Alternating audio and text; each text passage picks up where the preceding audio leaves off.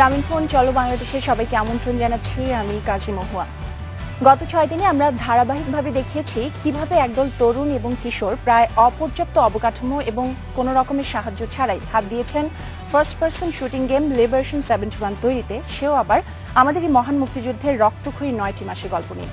আজ আমাদের সাথে স্টুডিওতে রয়েছেন টিম 71-এর 3 জন গুরুত্বপূর্ণ ব্যক্তি, ফরহাদ রাকিব, ফয়সাল আহমেদ এবং জাজেবুর রাসেল। আপনাদের 3 জনকে স্বাগত জানাচ্ছি স্টুডিওতে। আপনাদের সাথে অনেক কথা বলবো, তার আগে খুব সংক্ষেপে একটা ভিডিও ক্লিপ দেখে আসি আমরা।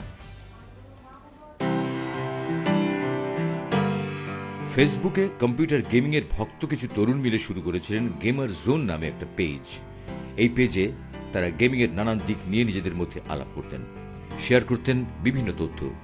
এরই মাঝে হঠাৎ একদিন একজন ওয়ালে পোস্ট করেন কেন তারা নিজেরাই একটা গেম বানাচ্ছেন না। কথাটাকে হয়তো আমলে না নিলেও চলতো, কিন্তু গ্রুপের অন্য সদস্যদেরকে ভীষণভাবে আলোড়িত করে কথাটি। সত্যি তো, নিজেরাই একটা গেম বানালে কেমন হয়।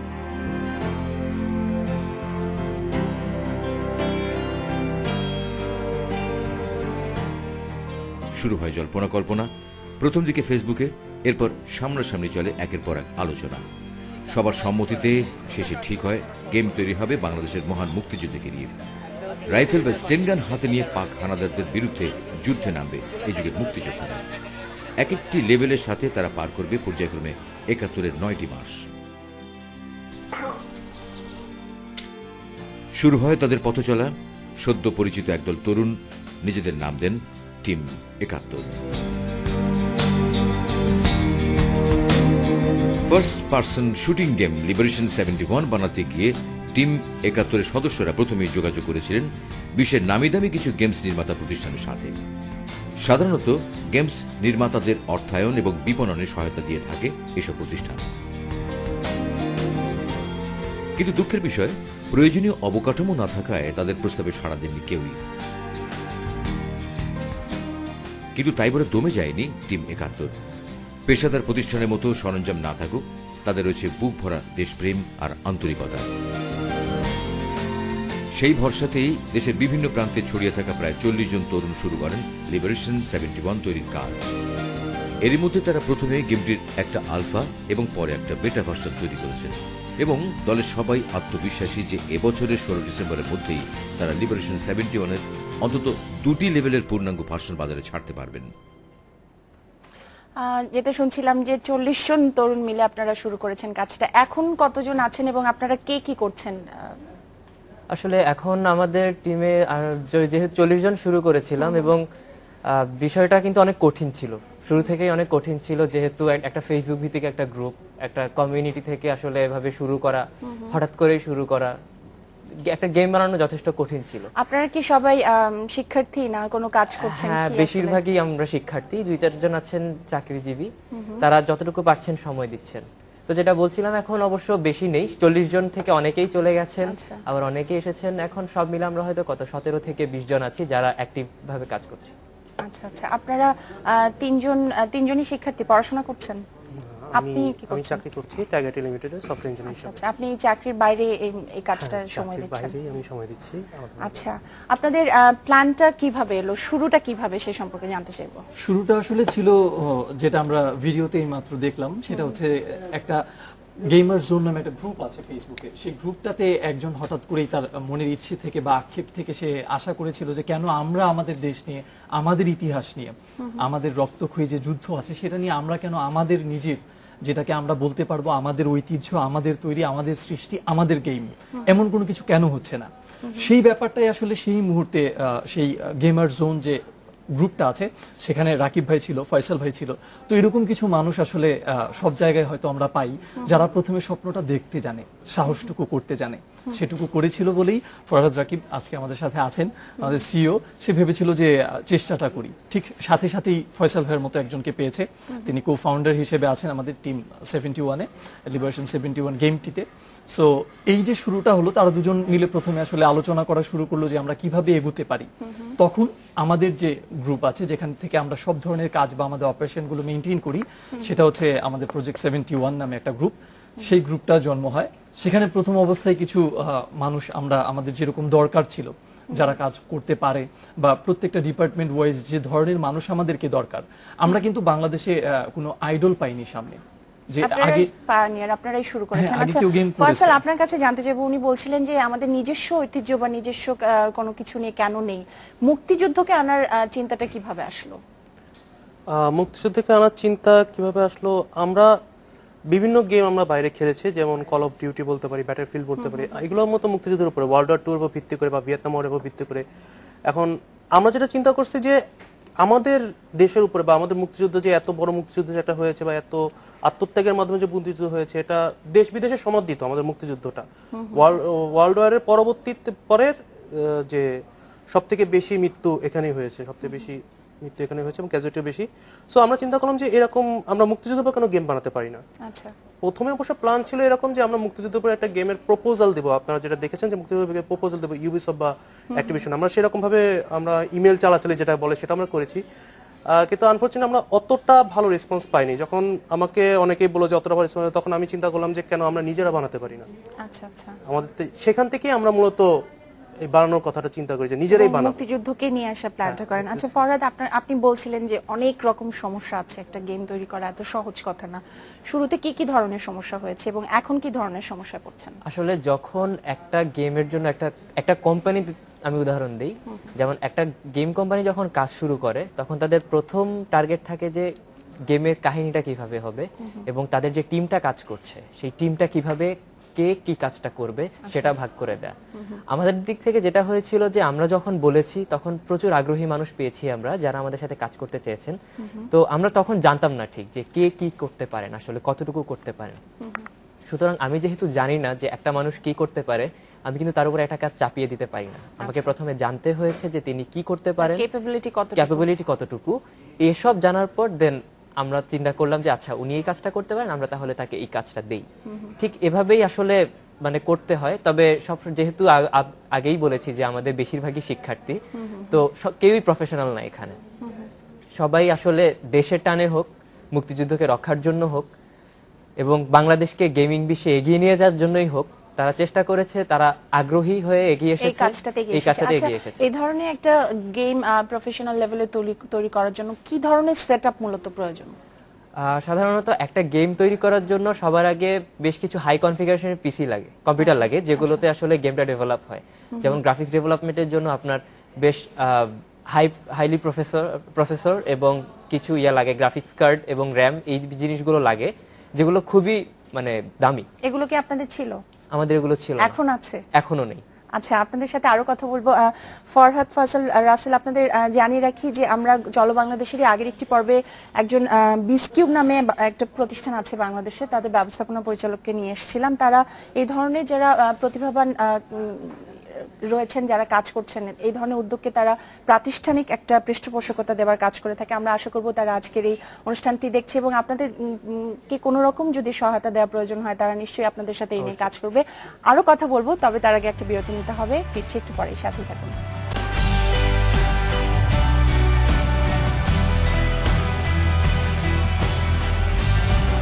স্বাগত আরো একবার, আপনারা দেখছেন গ্রামীণফোন চলো বাংলাদেশ। ফরহাদ, আপনাদের গেমের কথা শুনছিলাম, কোন পর্যায়ে রয়েছে এখন কাজ?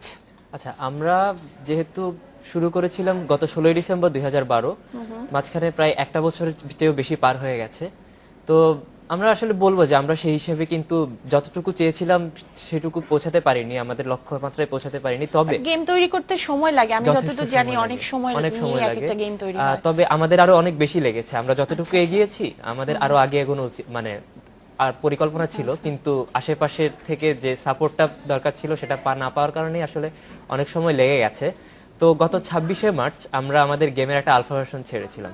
আচ্ছা, তো এটার পর আমরা যথেষ্ট সাড়া পেয়েছি মানুষের কাছ থেকে এবং যারা আমাদেরকে সাপোর্ট দিয়েছেন তাদেরকে এই ফাঁকে একটু ধন্যবাদ জানিয়ে রাখতে চাই। তার পাশাপাশি আমরা এখন কাজ করছি ওই আলফা ভার্সনের আরেকটা ডেভেলপ ভার্সনের উপরে এবং সেই সাথে আমাদের গেমের যে প্রথম যে লেভেলগুলো, যেমন রাজারবাগের যে 25শে মার্চের যে কাহিনীটা, সেটা নিয়ে আমাদের এখন গেমের একটা লেভেল ডেভেলপ চলছে এবং তার পাশাপাশি আমরা আলফা ভার্সনের আরেকটা ভার্সন বের করছি। আগেটা ছিল আলফা ভার্সন 1.0, এখন আমরা আলফা ভার্সন 2.0 নিয়ে কাজ করছি। আশা আছে যে হয়তো আগামী কিছুদিনের মধ্যে আমরা সেটা একটা লঞ্চিং এর ব্যবস্থা করব, করতে পারবেন। এই পরিকল্পনাটা আর আমার মাথায় আছে। কয়টি ভাষায় আপনারা? একটি ভাষা? আমাদের যেহেতু প্ল্যান আছে গেমটা যেহেতু বাইরের বিশ্ব international। আমরা বাইরের বিশ্বকেও জানাবো যে বাংলাদেশ একটা গেম বানাচ্ছে, সেখানে ডেফিনেটলি ইংরেজি তো থাকবেই এবং সেই সাথে আমরা গেমের পুরো ভাষাটাই বাংলায় রাখার বাংলায় চেষ্টা করব। রেখেছেন। আচ্ছা ফয়সাল, আপনার কাছে আসতে চাই, কি ধরনের টেকনিক্যাল রিকোয়ারমেন্ট গুলো প্রয়োজন যেগুলো আসলে আপনারা এখানে মিট করতে পারছেন না? আচ্ছা, টেকনিক্যাল রিকোয়ারমেন্ট বলতে সবার প্রথমে আমরা যেটা পারছি না সেটা হচ্ছে আমরা যে গেম ইঞ্জিন ইউজ করতেছি এখন, সেটা হচ্ছে unity 3D। Unity 3D pro ভার্সনটা আমাদের হাতে নেই, আমরা লাইট ভার্সন বা বেটা একটু ভার্সন সহজ করে বললে যেটা হয় সবার বুঝতে সুবিধা হয়।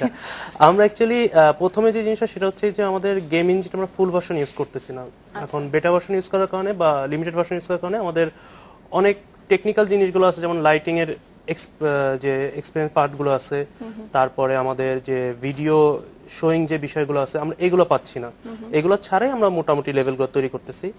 আর এছাড়াও সবথেকে বড় বিষয় যেটা সেটা হচ্ছে আমাদের কোনো মানে মিটিং প্লেস নাই, এটা একটা বড় ফ্যাক্ট। আমরা টোটালি ফেসবুকের উপরে, অনলাইনের উপরে, ইমেইলিং এর উপরে আমরা কাজ করছি। আচ্ছা আচ্ছা, এইটা একটা বড় ফ্যাক্ট যে আমরা এই জিনিসটা আমাদের এখানে নাই। আরেকটা যে বিষয়টা সেটা হচ্ছে যে আমাদের এক্সপেরিয়েন্স বলতে আমরা যেটা করেছি বিগত আমরা 1-1.5 বছর ধরে আছি, আমরা যেটা করেছি সেটা হচ্ছে আমরা এক্সপেরিয়েন্স তৈরি করে নিয়েছি। কিছু কিছু এক্সপেরিয়েন্স বেশ ভালো ভালো ডেভেলপার আমাদের হাতে তৈরি হয়েছে এবং যারা প্রথমে কিছুই পারতো না। আচ্ছা আপনারা এখন তো মোটামুটি একটা পর্যায়ে নিয়ে এসেছেন গেমটাকে, এই মুহূর্তে কি কোনো রকম আর্থিক সহায়তা বা পাবলিশার পাওয়া সম্ভব কিনা? আপনারা নিশ্চয়ই চেষ্টা করছেন। হ্যাঁ, আমরা চেষ্টা করছি এবং আমরা আশাবাদী যে আমরা এটা পাবো, কারণ আমরা যতটুকু পর্যন্ত তৈরি করেছি বা যতটুকু আমাদের হয়েছে আমরা মোটামুটি একটা বেঞ্চমার্ক তৈরি করেছি যে হ্যাঁ এরপরে আমরা সামনে আগাতে পারি, আমরা এতটুকু মতো আমরা আগাতে পারি, এটা আমরা তৈরি করেছি এবং আমরা সামনে আর আগাচ্ছি। আমরা আশাবাদী যে আমরা পাবলিশার পাবো। আচ্ছা এখন রাসেল, আপনার কাছে জানতে চাইবো এই গেমটিকে বাণিজ্যিকভাবে নিয়ে আসার জন্য এটার অ্যাডভার্টাইজিং, মার্কেটিং, এই বিষয়গুলো নিয়ে আপনাদের কি ধরনের পরিকল্পনা আছে? আচ্ছা, যেহেতু দেশের জন্য একটা কাজ, দেশের স্বাধীনতা যুদ্ধকে সামনে নিয়ে আসার জন্য, তো এটার প্রথম থেকে এখন পর্যন্ত আমরা বলতে পারি যে আমরা এটার মধ্যে বাণিজ্যিক ব্যাপারটাকে খুব বেশি প্রাধান্য দেইনি কখনো।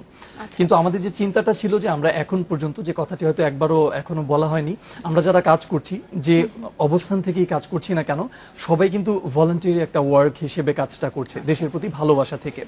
তো সেই ভালোবাসা আছে, কিন্তু কিছু রিকোয়ারমেন্ট এরপর দেখা যাচ্ছে যে আমাদের নেই, যেটা অফিস প্লেস খুব ইম্পর্টেন্ট একটা বিষয়। এত বড় একটা কাজের অপারেশনটা মেইনটেইন করার জন্য আমাদের কোনো জায়গা নেই, একটা প্লেস নেই। সো এই ধরনের সমস্যাগুলো ছিল। এরপর আমরা চিন্তা করলাম অবশ্যই যেহেতু আমরা গেমটাকে সারা পৃথিবীতে এবং বাংলাদেশের নতুন প্রজন্ম, তরুণ প্রজন্ম যারা টেকনোলজির সাথে রিলেটেড তাদের কাছে পৌঁছাবো, ইতিহাসটা তুলে ধরবো, সো আমাদের একটা প্ল্যান থাকা উচিত। তো আমরা এখন সেভাবে চিন্তা করছি বাণিজ্যিকভাবে। আমাদের প্রথম যেটা বলছিলাম ইচ্ছে ছিল যে আমরা এমনিতেই এগিয়ে যাব, কিন্তু পরবর্তীতে এসে আমরা বুঝতে পেরেছি যে আমাদের কিছু স্পন্সরশিপ হলে খুবই ভালো হয়, সেটা ছাড়া আমাদের জন্য এগোনোটা খুব বেশি কঠিন হয়ে যাচ্ছে এবং আমাদের যে সময়টা ছিল, আমরা যে টাইম লাইনটা ফিক্সড করেছিলাম সেটার অনেক পেছনে আমাদের এগিয়ে যেতে হচ্ছে। তো আমরা চাই যে আসলে এই গেমটা শুধুমাত্র আমাদের স্বপ্ন না থাকুক, মুক্তিযুদ্ধ আমার, আপনার, আমাদের সবার। আমরা চাই যেন বাংলাদেশের প্রতিটি মানুষকে আমরা এই গেমে আমাদের সাথে পাই, আমাদের পাশে পাই, তাদের ভালোবাসা বা যে কোনো ধরনের সাপোর্ট। অবশ্যই। ফরহাদ, আপনার কাছে শেষ জানতে চাইবো এই গেমটি এবং আরো অন্যান্য কোনো পরিকল্পনা আছে কিনা আপনাদের এই ধরনের কাজ নিয়ে? আসলে যেহেতু টিম 71 শুরুই হয়েছে দেশের মুক্তিযুদ্ধকে সামনে এগিয়ে নিয়ে যাওয়ার জন্য, তরুণ প্রজন্মের কাছে মুক্তিযুদ্ধকে জানানোর জন্য, তো আমাদের সবার আগে লক্ষ্য হচ্ছে যে আমরা যেটা নিয়ে শুরু করেছিলাম সেটা আগে যেভাবে শেষ করা উচিত সেভাবেই শেষ করতে পারি, যাতে আমরা দেশের তরুণ প্রজন্মের কাছে এবং সেই সাথে ভবিষ্যৎ প্রজন্মের কাছে মুক্তিযুদ্ধটাকে পৌঁছে দিতে পারি।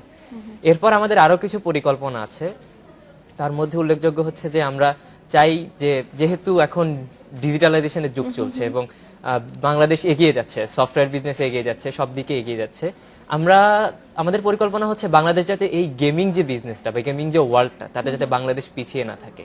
আমরা স্বপ্ন দেখি যে একদিন বিশ্বের মানুষ বাংলাদেশে তৈরি গেম খেলবে এবং বলবে যে এই গেম বাংলাদেশে তৈরি, বাংলাদেশের মানুষের হাতে তৈরি। এটাই হচ্ছে আমাদের ভবিষ্যৎ পরিকল্পনা। ফয়সাল, আপনি কি বলতে চান এটা নিয়ে? আপনার কি স্বপ্ন? আমার স্বপ্ন ওর সাথে মেলে, সোজা হিসাব ওর সাথে মেলে, কারণ আমিও দেখতে চাই যে হ্যাঁ আমরা বাংলাদেশে আমরা যারা আছি, বাংলাদেশে আমরা গেম একটা ইন্ডাস্ট্রি যেটা বিদেশে বিজনেস করতেছে, ইন্টারন্যাশনাল আমরা বিজনেস করতেছি, ইন্টারন্যাশনাল আমরা টেক্কা দিতে পারতেছি, ইউবিসফট বা ইয়ের কাছে টেক্কা দিতে পারতেছি, যাদের কাছে আমরা মেল দিয়ে কিছু পাইনি। সোজা হিসাব আমাদের যে আমরা এই সামনে আগাতে চাই।